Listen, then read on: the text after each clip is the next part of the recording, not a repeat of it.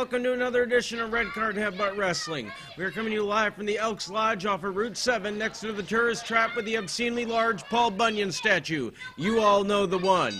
Our contest tonight features the obscenely large Big Kahuna, who must be holding markers at a local Indian casino for agreeing to this contest. He is taking on UFC Hall of Famer Dan The Beast Severn. I do not have to go into specifics on Severn's accolades and accomplishments, as they are already very well known. All I have to say is this: I am frightened of him, folks. Seriously frightened.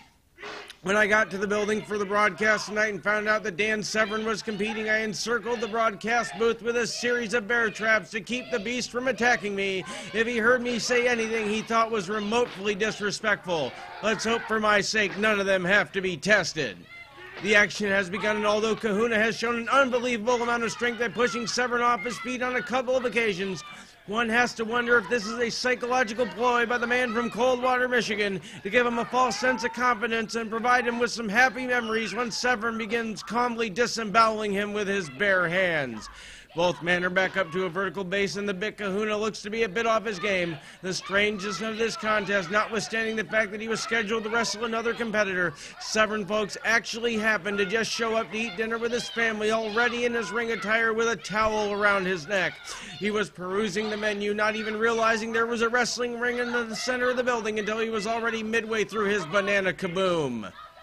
Kahuna appears to be asking Severn to engage him in a test of strength. Not a good idea, especially against the man who holds 762 amateur and professional titles, not counting fights he's won against tomato cans on Indian reservations.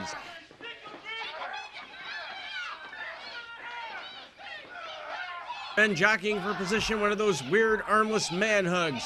Kahuna seemed to be actually getting the upper hand, as I had my money laid squarely on the fact that Severn would have disintegrated Kahuna with his heat vision as soon as the bell rang. This false sense of confidence he is giving this man is downright appalling, and he should be goddamned ashamed of himself.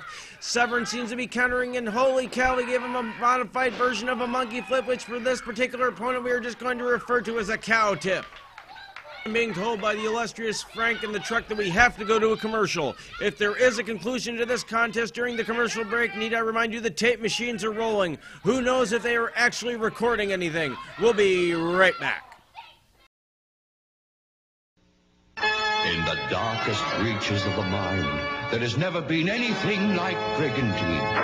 Alive again, with even more surprises than before. From its lofty towers high above the sea to rat-infested dungeons and hidden graveyards, there is always someone or something dying to meet you. Brigantine Castle, it's alive. We're back, and both men are laying on the canvas, taking a brief nap as the after effects of Severn's banana kaboom are finally starting to get to him. Kahuna is just plain gas, and Lord only knows when he'll waddle slowly from the ring and have to finish washing the dishes in the back. As he gets up and prepares for another assault on the man with the cast iron mustache, you have to think when he'll drop to the ground pleading for his mother like that guy at the beginning of Shawshank Redemption. For those of you that are going to grumble and bitch that we just spoiled that part of the movie for you, it's been out for nearly 20 years, is on television every 45 minutes in the United States. Grow the hell up. Has Severn backed into a corner, and Severn has to be thinking to himself he hasn't been this confused since that little Brazilian man choked him out. How do you say that guy's name, Frank? Is it Royce or Royce? Royce. Okay, gotcha. At any rate, Severn has turned the tables on the obscenely large Kahuna. He lays in some chops and has gained the upper hand for certain. A hip toss that by all accounts should have broken the ring and sunk the foundation of the building 2 feet further into the soil by Severn.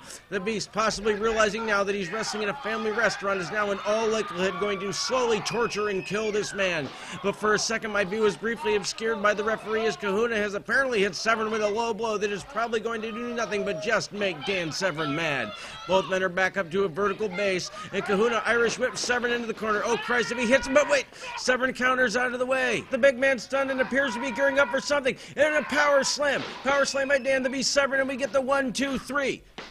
Seeing as how I don't want to be a witness to a potential case of manslaughter, we're going to wrap things up for this week. Thank you all for watching, and we will see you next time.